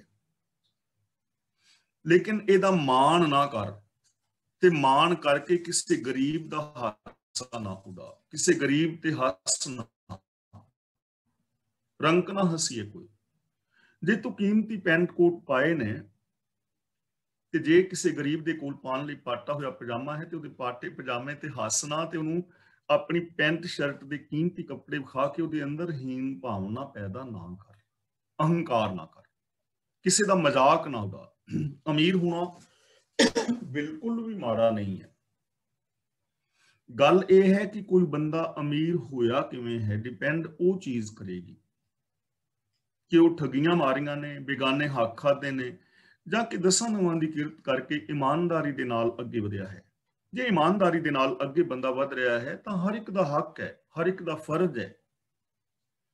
ਲੇਕਿਨ ਫਿਰ ਵੀ ਮਾਣ ਕਰਨਾ ਔਰ ਦੂਜਿਆਂ ਨੂੰ ਗਰੀਬੀ ਦਾ ਅਹਿਸਾਸ ਕਰਾਉਣਾ ਔਰ ਕਿਸੇ ਦੇ ਅੰਦਰ ਹੀਨ ਭਾਵਨਾ ਪ੍ਰਗਟ ਕਰਨੀ, ਇਹ ਕਦੇ ਵੀ ਠੀਕ ਨਹੀਂ ਹੈ। ਕਬੀਰ ਜੀ ਕਹਿੰਦੇ ਨੇ ਇਹ ਗਲਤ ਹੈ। ਜੇ ਤੇਰੇ ਕੋਲ 4 ਪੈਸੇ ਨੇ ਔਰ ਕੋਈ ਕੰਗਾਲ ਹੋ ਗਿਆ ਤਾਂ ਉਹਦਾ ਮਜ਼ਾਕ ਨਾ ਉਡਾ। ਕਾਰਨ ਅਜਹੋਂ ਸੁਨਾਉ ਸਮੁੰਦਰ ਮੈਂ, ਕਿਆ ਜਾਣੋ ਕਿਆ ਹੋਏ। ਜੇ ਕਿਸੇ ਦੀ ਕਿਸ਼ਤੀ ਡੁੱਬ ਰਹੀ ਹੈ ਤਾਂ ਉਹਦੀ ਡੁੱਬਦੀ ਹੋਈ ਕਿਸ਼ਤੀ ਨੂੰ ਵੇਖ ਕੇ ਹੱਸਣਾ, ਜੇ ਤੂੰ ਹੈਲਪ ਕਰ ਸਕਣਾ ਠੀਕ ਹੈ, ਬਚਾਉਣ ਦਾ ਯਤਨ ਕਰ, ਪਰ ਜੇ ਬਚਾ ਨਹੀਂ ਸਕਦਾ ਤਾਂ ਫਿਰ ਹੱਸਣਾ, ਮਜ਼ਾਕ ਨਾ ਉਡਾ, ਕਿਉਂਕਿ ਹਾਲੇ ਤੇਰੀ ਆਪਣੀ ਕਿਸ਼ਤੀ ਵੀ ਸਮੁੰਦਰ ਵਿੱਚ ਹੈ। ਕੀ ਪਤਾ ਅਗਲੀਆਂ ਛੱਲਾਂ ਤੇਰੀ ਕਿਸ਼ਤੀ ਨੂੰ ਡੋਬ ਦੇਣ। ਅਜਹੋਂ ਸੁਨਾਉ ਸਮੁੰਦਰ ਮੈਂ, ਕਿਆ ਜਾਣੋ ਕਿਆ ਹੋਏ, ਕੀ ਪਤਾ ਕੀ ਹੋ ਜਾਏ, ਅਗਲੀ ਲਹਿਰ ਐਸੀ ਆਏ ਕਿ ਤੇਰੀ ਕਿਸ਼ਤੀ ਨੂੰ ਡੋਬ ਦੇਵੇ। ਹੁਣ ਗਰੀਬ ਹੁੰਦਿਆਂ ਕੋਈ ਦੇਰ ਥੋੜਾ ਲੱਗਦੀ ਹੈ। ਦੇਖੋ ਇਸ ਕਰੋਨਾ ਦੇ ਵਿੱਚ ਹੀ किन्ने सारे लोग आर्थिक तौर पे पछड़ गए। एक पल ही लगदा है ना। कई बार ऐसा हुंदा है कि कोई दुकानां जिहड़ियां ने बहुत चंगीਆਂ ਚੱਲ ਰਹੀਆਂ ਹੁੰਦੀਆਂ ਨੇ, ਲੇਕਿਨ ਹੁੰਦਾ ਕੀ ਹੈ ਕਿ ਉੱਥੇ ਸਰਕਾਰ ਵੱਲੋਂ ਜਿਹੜੇ ਹੈ ਪੁਲ ਬਣ ਜਾਂਦਾ ਹੈ ਉੱਚਾ, ਟ੍ਰੈਫਿਕ ਉੱਤੋਂ ਦੀ ਲੰਘ ਜਾਂਦੀ ਹੈ ਤੇ ਉਹ ਜਿਹੜੀਆਂ ਦੁਕਾਨਾਂ ਨੇ ਉਹ ਬੇਕਾਰ ਹੋ ਜਾਂਦੀਆਂ ਨੇ। ਉੱਥੇ ਜਿਹੜੇ ਗਾਹਕ ਆਉਂਦੇ ਸਨ ਉਹ ਆਉਂਦੇ ਨਹੀਂ, ਉਹ ਦੁਕਾਨਾਂ ਦੂਜੇ ਪਾਸੇ ਚੱਲ ਜਾਂਦੀਆਂ ਨੇ। ਪਰ ਲੱਗਦਾ ਨਾ ਹੁੰਦਾ ਇਸ ਤਰ੍ਹਾਂ ਵਪਾਰ ਬੜਾ ਚੰਗਾ ਚੱਲ ਰਿਹਾ ਹੈ, ਲੇਕਿਨ ਚਲਦਿਆਂ ਚਲਦਿਆਂ ਕੋਈ ਐਸੀ ਪ੍ਰੋਬਲਮ ਆਉਂਦੀ ਹੈ ਕਿ ਬੰਦਾ ਜਿਹੜਾ ਹੈ ਕੰਗਾਲ ਹੋ ਜਾਂਦਾ ਹੈ। ਤਾਂ ਗਰੀਬੀ ਆਉਂਦਿਆਂ ਕੋਈ ਦੇਰ ਥੋੜਾ ਲੱਗਦੀ। ਇਸ ਲਈ ਕੱਲ ਨੂੰ ਤੇਰੇ ਤੇ ਵੀ ਹਾਲਾਤ ਆ ਸਕਦੀ ਹੈ, ਤਾਂ ਕਿਸੇ ਦੇ ਉੱਤੇ ਆਪਣਾ ਮਾਣ ਨਾ ਕਰ, ਕਿਸੇ ਗਰੀਬ ਦਾ ਮਜ਼ਾਕ ਨਾ ਉਡਾ। ਜੇ ਤੂੰ ਹੈਲਪ ਨਹੀਂ ਕਰ ਸਕਦਾ ਤਾਂ ਘੱਟ ਤੋਂ ਘੱਟ ਉਹਦਾ ਮਜ਼ਾਕ ਨਾ ਉਡਾ, ਹੰਕਾਰ ਨਾ ਕਰ। ਇਹ ਕੰਡੀਸ਼ਨ ਕਿਸੇ ਤੇ ਵੀ ਆ ਸਕਦੀ ਹੈ। ਕਬੀਰ ਗਰਬ ਨਾ ਕੀਜੀਏ ਦੇਹੀ ਦੇਖ ਸੁਰੰਗ। ਸੁਰੰਗ ਦਾ ਮਤਲਬ ਸੋਹਣੇ ਰੰਗਾਂ ਵਾਲੀ, ਸੁੰਦਰ। ਕਬੀਰ ਜੀ ਕਹਿੰਦੇ ਨੇ ਸੋਹਣੇ ਰੰਗ ਵਾਲੇ ਸਰੀਰ ਨੂੰ ਵੇਖ ਕੇ ਵੀ ਹੰਕਾਰ ਨਹੀਂ ਕਰਨਾ ਚਾਹੀਦਾ। ਦੇਖੋ ਸੁੰਦਰਤਾ, ਕਰੂਪਤਾ, ਰੂਪ ਔਰ ਕਰੂਪ ਇਹ ਸਾਡੇ ਆਪਣੇ ਮਿੱਥੇ ਹੋਏ ਨੇ ਕਿ ਅਸੀਂ ਕਿਹਨੂੰ ਸੁੰਦਰ ਕਵਾਂਗੇ ਔਰ ਕਿਹਨੂੰ ਅਸੀਂ ਅਸੁੰਦਰ ਕਹਾਂਗੇ। ਇਹ ਸਾਡੀਆਂ ਆਪਣੀਆਂ ਮਨੌਤਾਂ ਨੇ। ਪਰ ਫਿਰ ਵੀ ਜਿਹੜੀ ਸਾਡੀ ਮਨੌਤ ਹੈ, ਜਿਹਨੂੰ ਅਸੀਂ ਸੁੰਦਰ ਔਰ ਅਸੁੰਦਰ ਬਣਾ ਬੈਠੇ ਹਾਂ ਕਿ ਇਹੋ ਜਿਹਾ ਬੰਦਾ ਸੋਹਣਾ ਹੁੰਦਾ ਹੈ ਤੇ ਇਹੋ ਜਿਹਾ ਬੰਦਾ ਕੋਝਾ ਹੁੰਦਾ ਹੈ। ਜੇ ਤੈਨੂੰ ਸੁੰਦਰ ਸਰੀਰ ਮਿਲਿਆ ਹੈ ਤਾਂ ਇਹਦਾ ਮਾਣ ਨਾ ਕਰ ਔਰ ਕਿਸੇ ਦਾ ਮਜ਼ਾਕ ਨਾ ਉਡਾ, ਕਿਉਂਕਿ ਆਜ ਕਾਲ ਤਜ ਜਾਹੋਗੇ ਜਿਉਂ ਕਾਂਚੁਰੀ ਭੁਜੰਗ। ਕਾਂਚੁਰੀ ਦਾ ਮਤਲਬ ਹੁੰਦਾ ਹੈ ਕੁੰਜ, ਭੁਜੰਗ ਦਾ ਮਤਲਬ ਸੱਪ। ਹੁਣ ਜਿਵੇਂ ਸੱਪ ਦੇ ਉੱਤੇ ਕੁੰਜ ਆਈ ਹੁੰਦੀ ਹੈ ਨਾ, ਤੇ ਕੁੰਜ ਇਹ ਮਾਣ ਕਰੇ ਕਿ ਮੇਰੇ ਕਰਕੇ ਸੱਪ ਦੀ ਵੈਲਿਊ ਹੈ, ਲੇਕਿਨ ਸੱਪ ਜਿਹੜਾ ਹੈ ਉਸ ਕੁੰਜ ਨੂੰ ਲਾ ਦਿੰਦਾ ਹੈ ਤੇ ਸੱਪ ਦੇ ਵਿੱਚੋਂ ਨਿਕਲ ਕੇ ਚਲਾ ਜਾਂਦਾ ਹੈ ਤੇ ਕੁੰਜ ਐਵੇਂ ਪਈ ਰਹੀ ਜਾਂਦੀ, ਰੁਲਦੀ ਰਹਿੰਦੀ। ਉਹ ਕੁੰਜ ਦੀ ਕੋਈ ਵੈਲਿਊ ਨਾ ਹੋਈ, ਕੁੰਜ ਦੀ ਕੋਈ ਵੈਲਿਊ ਨਾ ਹੋਈ। ਕਬੀਰ ਜੀ ਕਹਿੰਦੇ ਨੇ ਇਸੇ ਤਰ੍ਹਾਂ ਅੱਜ ਜਾਂ ਕੱਲ ਇਹ ਸਰੀਰ ਨੂੰ ਛੱਡ ਜਾਓਗੇ, ਸਰੀਰ ਨੇ ਮ੍ਰਿਤਕ ਹੋ ਜਾਣਾ ਤੇ ਫਿਰ ਮਾਣ ਕਾਹਦਾ? ਕੁੰਜ ਦੀ ਤਰ੍ਹਾਂ ਪਿਆ ਰਹਿਣਾ। ਜਿਹਨੂੰ ਤੂੰ ਬੜੇ ਪਿਆਰ ਦੇ ਨਾਲ ਪਾਲਿਆ ਹੈ, ਸਰੀਰ ਨੂੰ, ਜਿਹਦੇ ਨਾਲ ਤੇਰਾ ਬੜੀਆਂ ਸਾਰੀਆਂ ਖੁਸ਼ੀਆਂ ਮਾਣੀਆਂ ਨੇ, ਜਿੰਨੇ ਵੀ ਰਿਸ਼ਤੇ ਨਾਤੇ ਨੇ, ਜੇ ਕੋਈ ਆਉਂਦਾ ਹੈ ਤੇਰੇ ਕੋਲ, ਤੂੰ ਉੱਠ ਕੇ ਉਹਨੂੰ ਫਤਿਹ ਬੁਲਾਉਂਦਾ ਹੈ, ਗਲਵੱਕੜੀ ਪਾਉਂਦਾ ਹੈ, ਪਿਆਰ ਦੇ ਨਾਲ ਹੱਸਦਾ ਹੈ, ਸਵੇਰੇ ਨਹਾਉਂਦਾ ਹੈ, ਕੱਪੜੇ ਬਦਲਦਾ, ਕਿੰਨਾ ਕੁਛ ਬੰਦਾ ਕਰਦਾ। ਪਰ ਇੱਕ ਦਿਨ ਐਸਾ ਆਉਣਾ ਜਦੋਂ ਇਹ ਜਾਨ ਨਿਕਲ ਗਈ, ਮੌਤ ਹੋ ਗਈ, ਤਾਂ ਫਿਰ ਅੱਗੇ ਉੱਠ ਕੇ ਨਹਾਉਂਦਾ ਸੀ, ਲੇਕਿਨ ਹੁਣ ਪਿਆ ਹੋਇਆ ਸਰੀਰ, ਕੋਈ ਨਵਾ ਦੇ ਨਾ ਨਵਾਏ, ਕੱਪੜੇ ਬਦਲਦੇ ਨਾ ਬਦਲੇ। ਅੱਗੇ ਆਉਂਦਾ ਸੀ, ਗਲਵੱਕੜੀ ਪਾ ਕੇ ਮਿਲਦਾ ਸੀ ਨਾ, ਲੇਕਿਨ ਹੁਣ ਪਿਆ ਹੋਇਆ, ਇਹਨੂੰ ਕੋਈ ਖਬਰ ਨਹੀਂ, ਕੋਈ ਸਾਰ ਨਹੀਂ। ਤੇ ਜੇ ਇਹਨੂੰ ਨਾ ਸੰਭਾਲਿਆ ਜਾਏ ਤਾਂ ਇਹਦੇ ਵਿੱਚ ਕਿਵੇਂ ਦੁਰਗੰਧ ਉੱਠੇਗੀ, ਬਦਬੂ ਉੱਠੇਗੀ, ਕੀੜੇ ਪੈਣਗੇ ਔਰ ਕਿਵੇਂ ਇਹ ਬਿਮਾਰੀ ਦਾ ਕਾਰਨ ਬਣੇਗਾ ਨਾ। ਵੈਲਿਊ ਤਾਂ ਇਹਦੀ ਆਖਿਰ ਇਹੀ ਹੈ। ਤਾਂ ਕਬੀਰ ਜੀ ਕਹਿੰਦੇ ਨੇ ਆਖਿਰ ਇਹ ਸਰੀਰ ਨੇ ਖਤਮ ਹੋਣਾ ਹੈ, ਤਾਂ ਜਦੋਂ ਤੱਕ ਤੇਰਾ ਸਰੀਰ ਹੈ ਇਹਦਾ ਅਹੰਕਾਰ ਨਾ ਕਰ। ਸਰੀਰ ਦੇ ਹੁੰਦਿਆਂ, ਜੀਵਨ ਦੇ ਹੁੰਦਿਆਂ ਚੰਗੇ ਕਰਮ ਕਰ, ਪਿਆਰ ਮੁਹੱਬਤ ਦੇ ਨਾਲ ਰਹਿ, ਦੂਜਿਆਂ ਦਾ ਆਦਰ ਸਤਿਕਾਰ ਕਰ, ਦੂਜਿਆਂ ਨੂੰ ਮਾਣ ਦੇ, ਦੂਜਿਆਂ ਦੀਆਂ ਭਾਵਨਾਵਾਂ ਦੀ ਕਦਰ ਕਰ, ਤਾਂ ਤੇਰਾ ਇਹ ਜੀਵਨ ਜਿਹੜਾ ਹੈ ਸੁਖੀ ਔਰ ਸ਼ਾਂਤ ਹੋਏਗਾ। ਅਗਲਾ ਬਚਨ ਕਰਦੇ ਨੇ ਕਬੀਰ, ਲੂਟਣਾ ਹੈ ਤਾਂ ਲੂਟ ਲੈ, ਰਾਮ ਨਾਮ ਹੈ ਲੂਟ। ਲੁੱਟਣਾ ਹੈ ਤਾਂ ਲੁੱਟ ਲੈ। ਹੁਣ ਕਈ ਵਾਰ ਹੁੰਦਾ ਨਾ ਵੀ ਕੋਈ ਚੀਜ਼ ਕਹਿੰਦੇ ਨੇ ਫ੍ਰੀ ਲਿਜਾਣੀ ਹੈ ਤੇ ਲੈ ਜਾਓ, ਤੇ ਜੇ ਫ੍ਰੀ ਕੋਈ ਚੀਜ਼ ਵੰਡੀ ਜਾਏ ਤੇ ਕਿਵੇਂ ਲੋਕ ਜਾਂਦੇ ਨੇ, ਕਿੰਨਾ ਦਬ ਹੁੰਦਾ ਨਾ। ਜਿਵੇਂ ਹੁਣ ਆ ਦੇਖੋ, ਕਈ ਵਾਰ ਬਾਕਸਿੰਗ ਡੇ ਤੇ ਜਾਂ ਕਿਸ ਤਰ੍ਹਾਂ ਜਦੋਂ ਸੇਲ ਲੱਗਦੀ ਹੈ ਤਾਂ ਕਿਵੇਂ ਲੋਕਾਂ ਦੀਆਂ ਲਾਈਨਾਂ ਲੱਗੀਆਂ ਹੁੰਦੀਆਂ ਨੇ। ਹਾਲਾਂਕਿ 2-4 5-4 ਪਾਉਂਡ ਦਾ ਹੀ ਫਰਕ ਹੁੰਦਾ, ਲੋਕਾਂ ਦੀਆਂ ਲਾਈਨਾਂ ਲੱਗ ਜਾਂਦੀਆਂ ਨੇ। ਹਰ ਬੰਦਾ ਚਾਹੁੰਦਾ ਨਾ ਕਿ ਮੈਨੂੰ ਸਸਤੀ ਚੀਜ਼ ਮਿਲੇ, ਤੇ ਜੇ ਕੋਈ ਚੀਜ਼ ਫ੍ਰੀ ਦੇ ਵਿੱਚ ਮਿਲਦੀ ਹੋਵੇ ਤੇ ਬੜੀ ਕੀਮਤੀ ਹੋਵੇ, ਉਹਦੇ ਵਾਸਤੇ ਤੇ ਲੋਕ ਟੁੱਟ ਕੇ ਪੈ ਜਾਂਦੇ ਨੇ ਜਿਹੜੇ ਲੋਕ ਫ੍ਰੀ ਚਾਹੁੰਦੇ ਨੇ।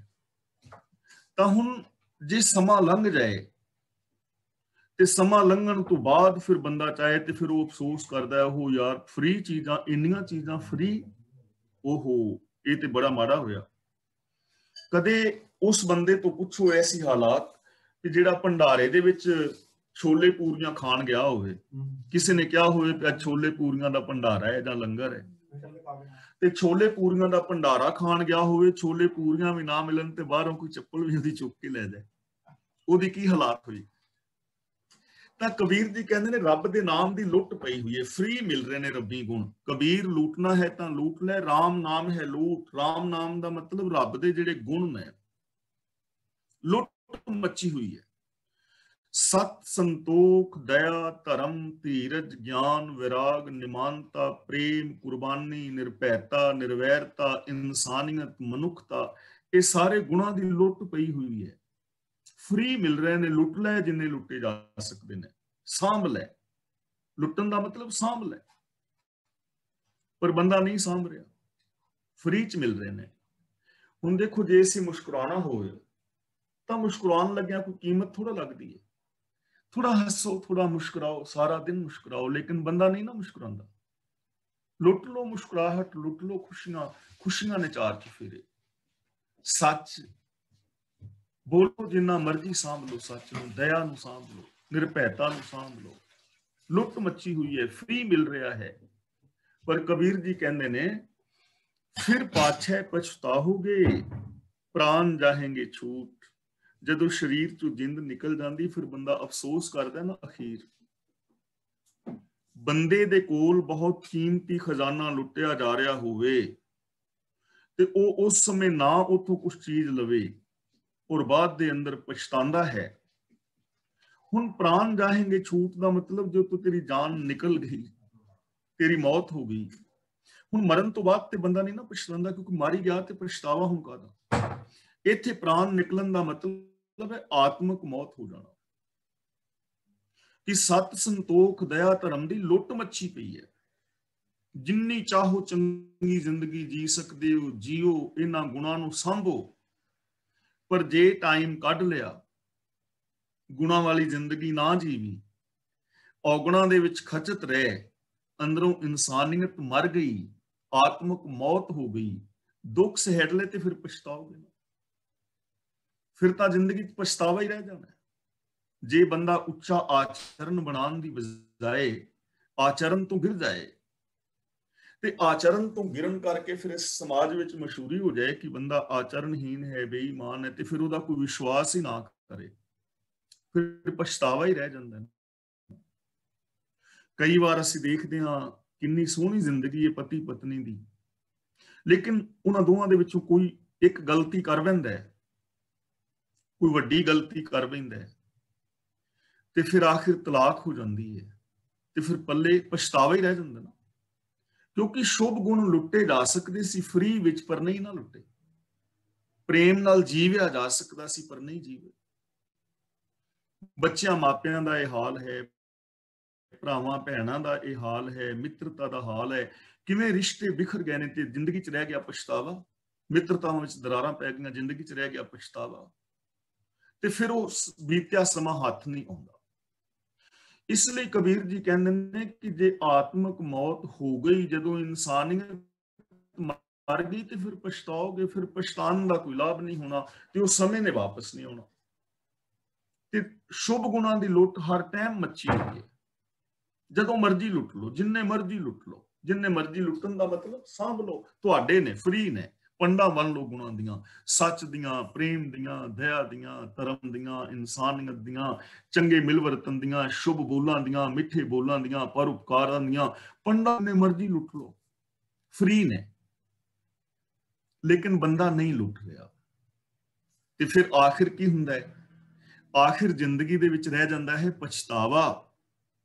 ਜਦੋਂ ਔਗਣਾਂ ਨੂੰ ਅਸੀਂ ਲੁੱਟਦੇ ਹਾਂ, ਝੂਠ ਬੋਲਦੇ ਹਾਂ, ਈਰਖਾ ਕਰਦੇ ਹਾਂ, ਰਿਸ਼ਤੇ ਨਾਤੇ ਟੁੱਟ ਜਾਂਦੇ ਨੇ, ਜ਼ਿੰਦਗੀ ਅੰਦਰ ਫੇਲ ਹੋ ਜਾਂਦੇ ਹਾਂ, ਦੁੱਖ ਪੈਦਾ ਹੁੰਦੇ ਨੇ, ਤੇ ਫਿਰ ਅਖੀਰ ਪਛਤਾਵਾ ਹੁੰਦਾ ਹੈ। ਤਾਂ ਕਬੀਰ ਜੀ ਸਾਨੂੰ ਐਸੀ ਚੇਤਾਵਨੀ ਦੇ ਰਹੇ ਨੇ ਕਿ ਪਿਆਰਿਓ, ਜ਼ਿੰਦਗੀ ਵਿੱਚ ਪਛਤਾਣਾ ਨਾ ਪਵੇ। ਚੌਗਿਰਦੇ ਵੱਲ ਵੇਖੋ, ਕਿੰਨੇ ਲੋਕ ਅੱਜ ਪਛਤਾ ਰਹੇ ਨੇ ਕਿਉਂਕਿ ਉਹਨਾਂ ਨੇ ਸ਼ੁਭ ਗੁਣਾਂ ਦੀ ਲੁੱਟ ਦੇ ਅੰਦਰ ਹਿੱਸਾ ਨਹੀਂ ਲਿਆ, ਸ਼ੁਭ ਗੁਣਾਂ ਦੇ ਧਾਰਨੀ ਨਹੀਂ ਹੋਏ। ਤਾਂ ਪਾਰੋਸੀ ਕਹਿ ਜੋ ਹੁਆ ਤੂੰ ਆਪਣੇ ਪੀਜਾਨ, ਤੇਰੇ ਘਰ ਵਿੱਚ ਵੀ ਇਹ ਕੁਛ ਵਾਪਰੇਗਾ ਜੇ ਤੂੰ ਸ਼ੁਭ ਗੁਣਾਂ ਨੂੰ ਨਾ ਲੁੱਟੇਗਾ। अगला बचन करते ने, कबीर ऐसा कोई ना जन्म्यो अपने घर लावे आग। इनू अपने नहीं पढ़ना, अपने दलावा। लावे नहीं पढ़ना, लावे। पांचों लड़का जार कै, लड़का नहीं पढ़ना, रारे नाल थोड़ी जी सिहारी दी आवाज आएगी। पांचों लड़का जार कै रह राम लिव लाग। कबीर जी कहते ने कि कोई ना जन्मियो दा मतलब कोई नहीं जम्मिया, यानी कोई विरला हुंदा है ਜਿਹੜਾ ਆਪਣੇ ਘਰ ਨੂੰ ਅੱਗ ਲਾ ਦੇਵੇ ਔਰ ਆਪਣੇ ਪੰਜ ਮੁੰਡੇ ਸਾੜ ਕੇ ਤੇ ਰੱਬ ਦੇ ਨਾਲ ਲਿਵ ਲਾ ਲੇ, ਇਹੋ ਜਿਹਾ ਕੋਈ ਵਿਰਲਾ ਹੁੰਦਾ ਹੈ। ਹੁਣ ਇੱਥੇ ਘਰ ਕਿਹੜਾ ਹੈ ਜਿਹੜਾ ਸਾੜਨਾ ਹੈ ਤੇ ਪੰਜ ਲੜਕੇ ਕਿਹੜੇ ਨੇ? ਕਬੀਰ ਐਸਾ ਕੋਈ ਨਾ ਜਨਮਿਓ ਆਪਣੇ ਘਰ ਲਾਵੇ ਆਗ, ਜੋ ਆਪਣੇ ਘਰ ਨੂੰ ਅੱਗ ਲਾਏ। ਇਹਦਾ ਮਤਲਬ ਜੋ ਆਪਣਤ ਨੂੰ ਸਾੜੇ, ਮੋਹ ਨੂੰ ਸਾੜੇ, ਮਮਤਾ ਨੂੰ ਸਾੜੇ, ਸੈਲਫਿਸ਼ਨੈਸ ਨੂੰ ਸਾੜੇ, ਮੇਰ ਤੇਰ ਦੇ ਵਿਤਕਰਿਆਂ ਨੂੰ ਸਾੜੇ ਕਿ ਇਹ ਮੇਰਾ ਹੈ, ਇਹ ਤੇਰਾ ਹੈ। ਹਰ ਚੀਜ਼ ਦੇ ਉੱਤੇ ਆਪਣਾ ਕਬਜ਼ਾ ਜਮਾਨ ਦੀ ਭਾਵਨਾ ਕਿ ਹਰ ਚੀਜ਼ ਮੇਰੀ ਹੀ ਹੋ ਜਾਏ, ਜੋ ਚੀਜ਼ ਹੈ ਮੈਨੂੰ ਹੀ ਮਿਲੇ। ਇਹੋ ਜਿਹਾ ਕੋਈ ਵਿਰਲਾ ਮਨੁੱਖ ਹੁੰਦਾ ਹੈ ਜਿਹੜਾ ਆਪਣਤ ਨੂੰ ਪਹਿਲਾਂ ਖਤਮ ਕਰੇ, ਜਿਹੜਾ ਸਰੀਰਕ ਮੋਹ ਨੂੰ ਸਾੜੇ। ਇਹੋ ਜਿਹਾ ਦੁਨੀਆ ਦੇ ਵਿੱਚ ਕੋਈ ਵਿਰਲਾ ਮਿਲਦਾ ਹੈ, ਕਿਉਂਕਿ ਆਪਣਤ ਸਾੜਾਂਗੇ, ਮੋਹ ਨੂੰ ਖਤਮ ਕਰਾਂਗੇ, ਸੈਲਫਿਸ਼ਨੈਸ ਮੁੱਕੇਗੀ, ਤਾਂ ਹੀ ਅੱਗੇ ਅਸੀਂ ਕਦਮ ਧਰ ਪਾਵਾਂਗੇ। ਪਾਂਚੋਂ ਲੜਕਾ ਜਾਰ ਕੈ, ਪਾਂਚੋਂ ਲੜਕਾ ਦਾ ਮਤਲਬ ਜਿਹੜੇ ਪੰਜੇ ਲੜਕੇ ਨੇ ਮਾਇਆ ਦੇ ਪੁੱਤਰ ਨੇ, ਕਾਮ ਕ੍ਰੋਧ ਲੋਭ ਮੋਹ ਹੰਕਾਰ। ਰਹਿ ਰਾਮ ਲਿਵ ਲਾਗ, ਲਿਵ ਦਾ ਮਤਲਬ ਲਗਨ, ਰਾਮ ਦਾ ਮਤਲਬ ਜੋ ਰਮਿਆ ਹੋਇਆ ਹੈ, ਜਰਰੇ ਜਰਰੇ ਅੰਦਰ ਸਮਾਇਆ ਹੋਇਆ ਹੈ, ਉਹਦੇ ਨਾਲ ਆਪਣੀ ਲਗਨ ਲਾ ਲਵੇ, ਗੁਣਾਂ ਦੇ ਨਾਲ ਲਗਨ ਲਾ ਲਵੇ, ਰੱਬੀ ਰਜ਼ਾ ਦੇ ਅੰਦਰ ਤੁਰੇ।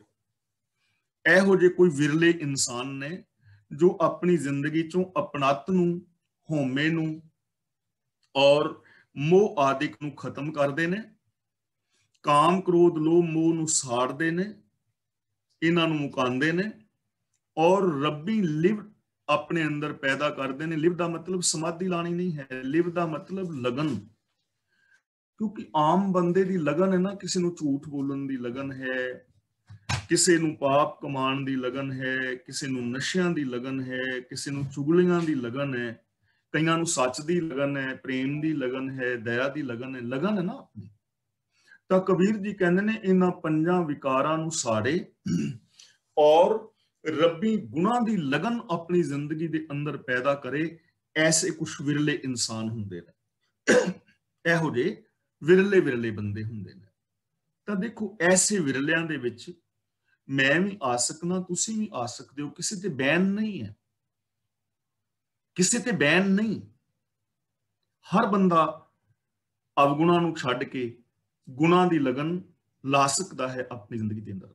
ਤਾਂ ਇੱਥੋਂ ਸਾਨੂੰ ਸਮਝਾਇਆ ਜਾ ਰਿਹਾ ਹੈ ਕਿ ਪਿਆਰਿਓ, ਸੈਲਫਿਸ਼ਨੈਸ ਨੂੰ ਖਤਮ ਕਰੋ, ਮੋਹ ਨੂੰ ਖਤਮ ਕਰੋ, ਔਰ ਜਿਹੜੇ ਆ ਪੰਜ ਵਿਕਾਰ ਨੇ ਇਹਨਾਂ ਨੂੰ ਖਤਮ ਕਰਕੇ ਆਪਣੀ ਜ਼ਿੰਦਗੀ ਦੇ ਅੰਦਰ ਰੱਬੀ ਗੁਣਾਂ ਦੀ ਲਗਨ ਪੈਦਾ ਕਰੋ।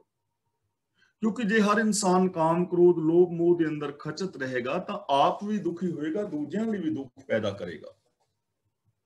ਜਿਸ ਬੰਦੇ ਦੀ ਜ਼ਿੰਦਗੀ ਵਿੱਚ ਸਤ, ਸੰਤੋਖ, ਦਇਆ, ਧਰਮ, ਧੀਰਜ ਹੋਣਗੇ, ਉਹ ਆਪ ਵੀ ਸੁਖੀ ਰਹੇਗਾ ਔਰ ਦੂਜਿਆਂ ਵਾਸਤੇ ਵੀ ਸੁਖ ਪੈਦਾ ਕਰੇਗਾ।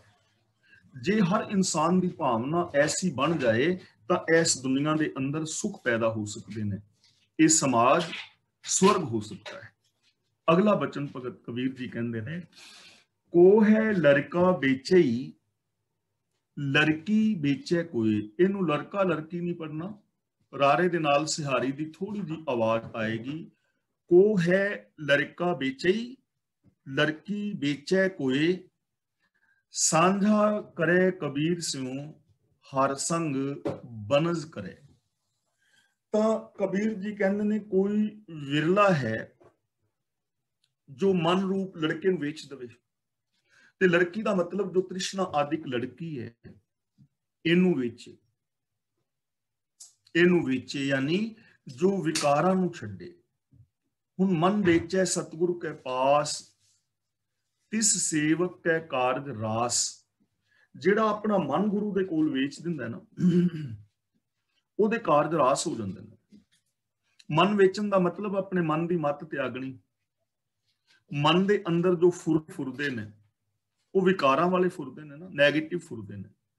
ਪਰ ਜਦੋਂ ਮਨ ਗੁਰੂ ਦੇ ਹਵਾਲੇ ਕਰ ਦਿੱਤਾ ਜਾਏ ਤਾਂ ਉੱਥੇ ਮਨ ਦੇ ਅੰਦਰ ਜੋ ਫੁਰਨੇ ਨੇ ਉਹ ਗੁਰਮਤ ਔਰ ਗੁਰਬਾਣੀ ਵਾਲੇ ਫੁਰਨਗੇ। ਉੱਥੇ ਵਿਚਾਰ ਪੋਜ਼ਿਟਿਵ ਹੋਣਗੇ, ਚੜ੍ਹਦੀ ਕਲਾ ਵਾਲੇ ਹੋਣਗੇ, ਪਰਉਪਕਾਰ ਵਾਲੇ ਹੋਣਗੇ। ਇਸ ਲਈ ਕਬੀਰ ਜੀ ਕਹਿੰਦੇ ਨੇ ਕੋਈ ਵਿਰਲਾ ਹੈ ਜਿਹੜਾ ਆਪਣਾ ਮਨ ਗੁਰੂ ਅੱਗੇ ਵੇਚਦਾ ਹੈ, ਔਰ ਕੋਈ ਵਿਰਲਾ ਹੈ ਜਿਹੜਾ ਮਾਇਆ ਰੂਪ ਲੜਕੀ ਨੂੰ ਵੇਚ ਦਿੰਦਾ ਹੈ। ਕਬੀਰ ਜੀ ਨੇ ਬੜਾ ਪਿਆਰਾ ਬਚਨ ਕੀਤਾ ਹੈ। ਉਹ ਕਹਿਣ ਲੱਗੇ, ਸਗਲਿਆਂ ਕੀ ਹੋਂ ਬਹਿਨ ਭਾਨਜੀ, ਜਿਨਹਿ ਬਰੀ ਤਿਸ ਚੇਰੀ। ਮਾਇਆ ਕਹਿੰਦੀ ਕਿ ਆਮ ਜੋ ਇਨਸਾਨ ਹੈ ਉਹ ਮੈਨੂੰ ਆਪਣੀ ਭੈਣ ਔਰ ਭਨੇਵੀਂ ਦੀ ਤਰ੍ਹਾਂ ਪਿਆਰ ਕਰਦਾ ਹੈ। ਸਾਰੇ ਲੋਕਾਂ ਦੀ ਮੈਂ ਭੈਣ ਔਰ ਭਨੇਵੀਂ ਦੀ ਤਰ੍ਹਾਂ ਹਾਂ। ਦੇਖੋ ਭੈਣ ਦੇ ਨਾਲ ਲੋਕ ਕਿੰਨਾ ਪਿਆਰ ਕਰਦੇ ਨੇ, ਭਨੇਵੀਆਂ ਨਾਲ ਕਿੰਨਾ ਪਿਆਰ ਕਰਦੇ ਨੇ। ਪਰ ਜਿਸ ਦੇ ਨਾਲ ਉਹ ਭੈਣ ਜਾਂ ਭਨੇਵੀਂ ਵਿਆਹੀ ਗਈ ਹੋਵੇ, ਉਹਦੀ ਤੇ ਉਹ ਪਤਨੀ ਹੁੰਦੀ ਹੈ, ਉਹਦੀ ਪਤਨੀ ਹੁੰਦੀ। ਕਬੀਰ ਜੀ ਕਹਿੰਦੇ ਨੇ ਕਿ ਮਾਇਆ ਕਹਿੰਦੀ ਹੈ ਕਿ ਆਮ ਜੋ ਬੰਦਾ ਹੈ ਉਹ ਮੈਨੂੰ ਭੈਣ ਔਰ ਭਨੇਵੀਂ ਦੀ ਤਰ੍ਹਾਂ ਪਿਆਰ ਕਰਦਾ ਹੈ, ਪਰ ਜਿੰਨੇ ਮੈਨੂੰ ਵਰ ਲਿਆ ਉਹਦੀ ਮੈਂ ਦਾਸੀ ਹੋ ਜਾਂਦੀ ਹਾਂ। ਉਹ ਮੇਰੇ ਅਧੀਨ ਨਹੀਂ ਹੁੰਦਾ, ਮੈਂ ਉਹਦੇ ਅਧੀਨ ਹੁੰਦੀ ਹਾਂ। ਤੇ ਮਾਇਆ ਦਾ ਮਤਲਬ ਅਸੀਂ ਸਮਝਦੇ ਹਾਂ ਇੱਥੇ ਮਾਇਆ ਪੈਸੇ ਦੀ ਗੱਲ ਨਹੀਂ ਹੈ। ਮਾਇਆ ਸਾਡੀ ਮੈਂਟੈਲਿਟੀ ਹੈ, ਉਹ ਸੋਚ ਜੋ ਸਾਡੇ ਅੰਦਰ ਮੇਰ ਤੇਰ ਦੇ ਵਿਤਕਰੇ ਪੈਦਾ ਕਰਦੀ ਹੈ, ਉਹ ਸੋਚ ਜੋ ਸਾਨੂੰ ਦੂਜਿਆਂ ਦੇ ਨਾਲ ਰੱਬ ਵਰਗਾ ਪਿਆਰ ਵਿਹਾਰ ਨਹੀਂ ਕਰਨ ਦਿੰਦੀ, ਉਹ ਸੋਚ ਜੋ ਸਾਨੂੰ ਅੰਦਰੋਂ ਹੋਰ ਤੇ ਬਾਹਰੋਂ ਹੋਰ ਬਣਾਉਂਦੀ ਹੈ, ਜੋ ਸਾਡੇ ਅੰਦਰ ਸੈਲਫਿਸ਼ਨੈਸ ਪੈਦਾ ਕਰਦੀ ਹੈ। ਉਹ ਮਾਇਆ, ਉਹ ਲੜਕੀ ਹੈ ਔਰ ਮਨ ਲੜਕਾ ਹੈ। ਕੋਈ ਹੈ ਜਿਹੜਾ ਇਸ ਮਨ ਨੂੰ ਔਰ ਮਾਇਆ ਨੂੰ ਵੇਚੇ। ਸਾਂਝਾ ਕਰੇ ਕਬੀਰ ਸਿਉ ਹਰ ਸੰਗ ਬਨਜ ਕਰੇ। ਕਬੀਰ ਜੀ ਕਹਿੰਦੇ ਨੇ, ਕਬੀਰ ਜੀ ਚਾਹੁੰਦਾ ਹੈ ਕਿ ਉਹ ਮੇਰੇ ਨਾਲ ਵਣਜ ਕਰੇ। ਬਨਜ ਕਰੇ ਦਾ ਮਤਲਬ ਰੱਬੀ ਗੁਣਾਂ ਦੀ ਸਾਂਝ ਕਰੇ। ਉਹ ਮੇਰੇ ਨਾਲ ਭਾਈਵਾਲ ਬਣ ਸਕਦਾ ਹੈ। ਜੋ ਆਪਣੇ ਮਨ ਨੂੰ ਗੁਰੂ ਕੋਲ ਵੇਚ ਦੇਵੇ, ਮਾਇਆ ਵਾਲੀ ਬਿਰਤੀ ਨੂੰ ਛੱਡ ਦੇਵੇ, ਮਨ ਦੇ ਅੰਦਰ ਪੋਜ਼ਿਟਿਵਿਟੀ ਹੋਵੇ, ਮਤ ਜਿਹੜੀ ਉਹ ਗਿਆਨ ਵਾਲੀ ਹੋਵੇ, ਉਹ ਮੇਰੇ ਨਾਲ ਵਪਾਰ ਕਰੇ, ਸਤਸੰਗ ਕਰੇ। ਯਾਨੀ ਐਸਾ ਵਿਵਹਾਰ ਜ਼ਿੰਦਗੀ ਦੇ ਅੰਦਰ ਕਰਨ ਦਾ ਸੰਦੇਸ਼ ਦੇ ਰਹੇ ਨੇ। ਜਿਹੜੇ ਮਨ ਦੇ ਨੈਗੇਟਿਵ ਫੁਰਨੇ ਨੇ ਉਹਨਾਂ ਨੂੰ ਬੰਦਾ ਛੱਡੇ, ਔਰ ਜੋ ਮਾਇਆ ਵਾਲੀ ਸੋਚ ਹੈ ਉਸ ਸੋਚ ਨੂੰ ਛੱਡੇ। ਫਿਰ ਰੱਬੀ ਵਿਹਾਰ ਹੁੰਦਾ ਹੈ, ਫਿਰ ਐਸਾ ਵਿਹਾਰ ਕਰੇ।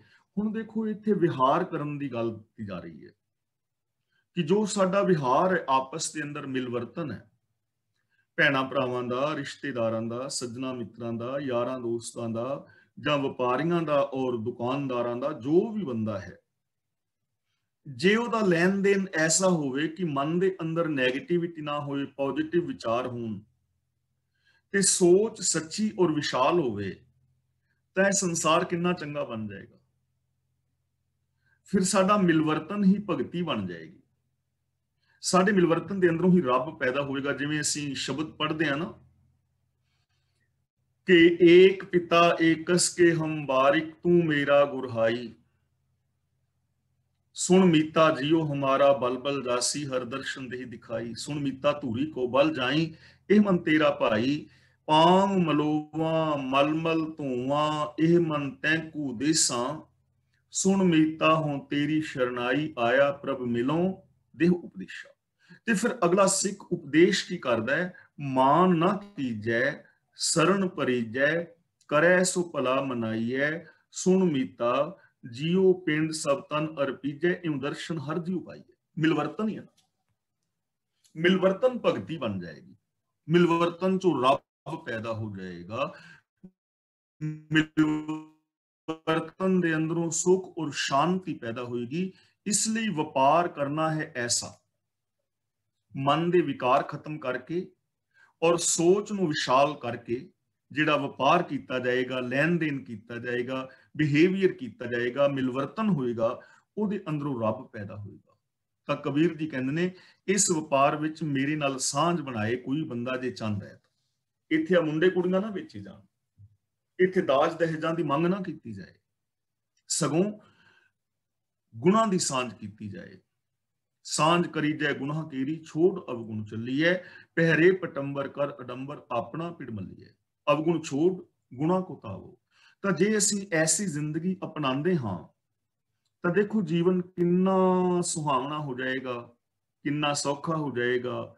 ਦੀਨ ਨੂੰ ਅਸੀਂ ਦੁਨੀਆ ਵਾਸਤੇ ਨਹੀਂ ਵੇਚਾਂਗੇ, ਸਗੋਂ ਦੀਨ ਦੇ ਰਾਹ ਤੇ ਆਪਣੇ ਫਰਜ਼ਾਂ ਦੇ ਰਾਹਾਂ ਤੇ ਤੁਰਾਂਗੇ। ਸੱਚ ਨੂੰ ਆਧਾਰ ਬਣਾ ਕੇ ਮਨੁੱਖੀ ਫਰਜ਼ਾਂ ਨੂੰ ਪੂਰੀਆਂ ਕਰਾਂਗੇ ਤਾਂ ਸਾਡਾ ਘਰ ਪਰਿਵਾਰ, ਸਾਡਾ ਜੀਵਨ, ਸਾਡਾ ਇਹ ਸਮਾਜ ਸਵਰਗ ਹੋ ਜਾਏਗਾ। ਪਰ ਇਹ ਗੱਲ ਪੱਕੀ ਹੋਏਗਾ ਉਸ ਦਾ ਜੋ ਭਾਈ ਅਮਲ ਕਰੇਗਾ। ਤੇ ਜੇ ਕੋਈ ਅਮਲ ਨਹੀਂ ਕਰਦਾ, ਉਹ ਚਾਹੇ ਮੈਂ ਹਾਂ, ਬੇਸ਼ੱਕ ਮੈਂ ਕਥਾ ਕਰ ਰਿਹਾ ਹਾਂ, ਇਹਦੇ ਨਾਲ ਕੋਈ ਫਰਕ ਨਹੀਂ ਪੈਂਦਾ। ਜੇ ਮੈਂ ਅਮਲੀ ਜ਼ਿੰਦਗੀ ਨਹੀਂ ਜੀ ਰਿਹਾ ਤਾਂ ਮੇਰੀ ਜ਼ਿੰਦਗੀ ਵਿੱਚ ਸੁਖ ਸ਼ਾਂਤੀ ਨਹੀਂ ਆਏਗੀ। ਜੇ ਮੇਰੀ ਪਰਿਵਾਰਕ ਜ਼ਿੰਦਗੀ ਵਿੱਚ ਇਹ ਚੀਜ਼ਾਂ ਲਾਗੂ ਨਹੀਂ ਤਾਂ ਪਰਿਵਾਰ ਅੰਦਰ ਸੁਖ ਸ਼ਾਂਤੀ ਨਹੀਂ ਆਏਗੀ। ਉਹਦੇ ਅੰਦਰ ਆਏਗੀ ਜੋ ਇਹਨਾਂ ਚੀਜ਼ਾਂ ਨੂੰ ਅਮਲੀ ਰੂਪ ਦੇਵੇਗਾ, ਇੰਪਲੀਮੈਂਟ ਕਰੇਗਾ। ਤਾਂ ਜੇ ਅਸੀਂ ਇਧਰ ਧਿਆਨ ਦੇਈਏ, ਦੁਨੀਆ ਦਾ ਹਰ ਮਨੁੱਖ, ਤਾਂ ਇੱਕ ਹਕੀਕਤ ਹੈ ਕਿ ਸਾਡਾ ਜੀਵਨ ਸਵਰਗ ਹੋ ਸਕਦਾ ਹੈ, ਇਹ ਸਮਾਜ ਸਵਰਗ ਹੋ ਸਕਦਾ ਹੈ, ਬੇਗਮਪੁਰਾ ਹੋ ਸਕਦਾ ਹੈ, ਇਹ ਸੰਸਾਰ ਔਰ ਸਾਡਾ ਜੀਵਨ ਹਰ ਕਾ ਬਾਗਰਾ ਹੋ ਸਕਦਾ ਹੈ। ਔਰ ਇਹ ਸੰਸਾਰ ਜਗਤ ਸੱਚੇ ਦੀ ਕੋਠੜੀ ਸਾਨੂੰ ਪ੍ਰਤੀਤ ਹੋ ਸਕਦੀ ਹੈ। ਇਹ ਦਿਸਦਾ ਹੋਇਆ ਜਗਤ ਸਾਨੂੰ ਰੱਬ ਦਾ ਰੂਪ ਹੋ ਕੇ ਨਜ਼ਰੀ ਪੈ ਸਕਦਾ ਹੈ ਜੇ ਅਸੀਂ ਇਸ ਪਾਸੇ ਯਤਨ ਕਰੀਏ।